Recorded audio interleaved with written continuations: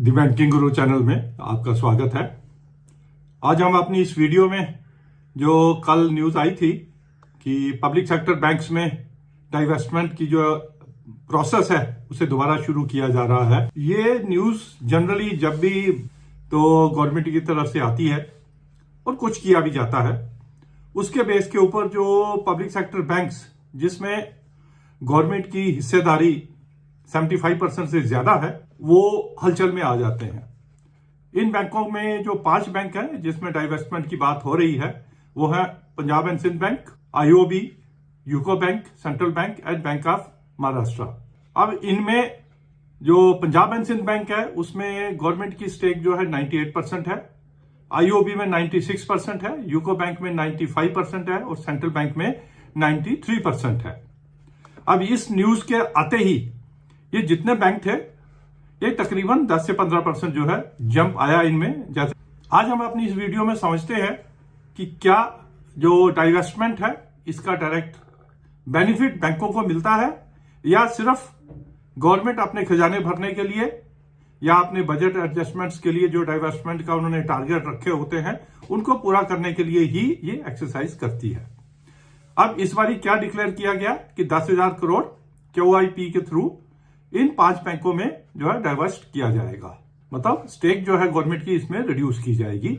Further ये भी कहा गया दीपम को कि ऑफर फॉर सेल के थ्रू भी सेल करने के लिए आप अपॉर्चुनिटीज तलाश करें इन्हीं 5 बैंकों में। अब जनरली हम पब्लिक सेक्टर बैंक से कोई बहुत ज्यादा एक्सपेक्ट नहीं करते हैं, उनकी अपनी चाल है वो चलते हैं, लेकिन जब ऐसी न्यूज आती है तो हम मार्केट थोड़ा उछलती है, शेयर भी थोड़ा उछलता है। बट डाइवेस्टमेंट में एक शेयर होल्डर को या बैंक को कुछ भी नहीं मिलता, क्योंकि पैसा तो सारे का सारा गवर्नमेंट के पास जाना है। क्या फर्क पड़ता है चाहे गवर्नमेंट की स्टेक जो है 98% है या 75% है, कुछ ज्यादा अंतर नहीं उसमें आता है। हाँ, अंतर कहां आता है कि जब गवर्नमेंट स्टेक सेल करती है तो एक रेट पे करती है, वो रेट डिक्लेयर करते हैं जो जनरली 3 महीने या 6 महीने की एवरेज रेट के बेस के ऊपर डिसाइड किया जाता है। वो जो रेट होता है वो एक बेंचमार्क रेट बन जाता है उन बैंकों के लिए कि ये शेयर जो है इससे नीचे नहीं जाना चाहिए, कि गवर्नमेंट ने इसकी रीजनेबल प्राइस जो है हमें QIP के जरिए जो बताई है वो ये है। एक ये बेनिफिट हो जाता है कि शेयर्स को एक मोर और लेस सिक्योरिटी हो जाती है, इससे नीचे जनरली शेयर जो है नहीं जाएगा।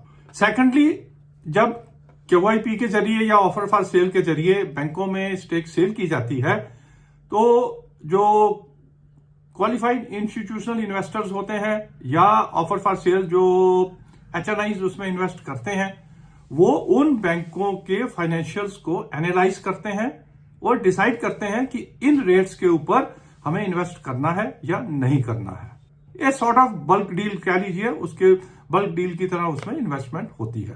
तो रीअश्योर हो जाते हैं वो बैंक्स और उन बैंक्स के शेयर होल्डर कि भाई ये रेट्स जो है रीजनेबल रेट्स हैं, अब बैंक का शेयर उससे ऊपर ही जाएगा। इसलिए एक नी जर्क रिएक्शन आता है, झटका आता है, 10 से 15% जो है शेयर जंप कर जाता है।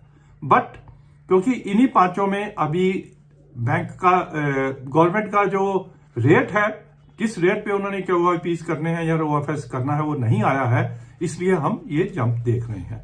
जैसे ही उनमें ये रेट डिक्लेयर किए जाएंगे तो मोर और लेस उससे 5% प्रीमियम पे इन बैंकों के शेयर जो है सेटल हो जाते हैं और अगले 1 साल के लिए फिर ये सो जाते हैं या अपनी परफॉर्मेंस के बेस के ऊपर, क्वार्टरली परफॉर्मेंस के बेस के ऊपर ही चलते हैं। तो हमें क्या करना है, ये न्यूज आने पे अगर हमारे पास ये शेयर्स हैं और हमने इस न्यूज के बेस के ऊपर लिए हुए हैं तो न्यूज आते ही इसमें निकल जाना है। वेट नहीं करनी है कि कब QIP आएगा, ऑफर फॉर सेल आएगी और हम उसमें पार्टिसिपेट करेंगे या नहीं करेंगे। वो दूसरी बात है कि कुछ बैंकों के अगर रिजल्ट्स अच्छे आते हैं तो उसमें हम बने भी रह सकते हैं। ये था हमारा व्यू PSU बैंक्स की स्टेक सेल के ऊपर। बजट से पहले ये एक्सरसाइज जिसका इंपैक्ट मोर और लेस ओवर, आप अपना रिस्क फैक्टर देख के, बैंकों के रिजल्ट्स देख के उसमें इन्वेस्ट रहना है या नहीं रहना है कर सकते हैं। ये न्यूज अब आपको हो सकता है 6 महीने के बाद ही दोबारा रिपीट होती हुई दिखे। Thank you for watching. update on the PSU Bank stake sale.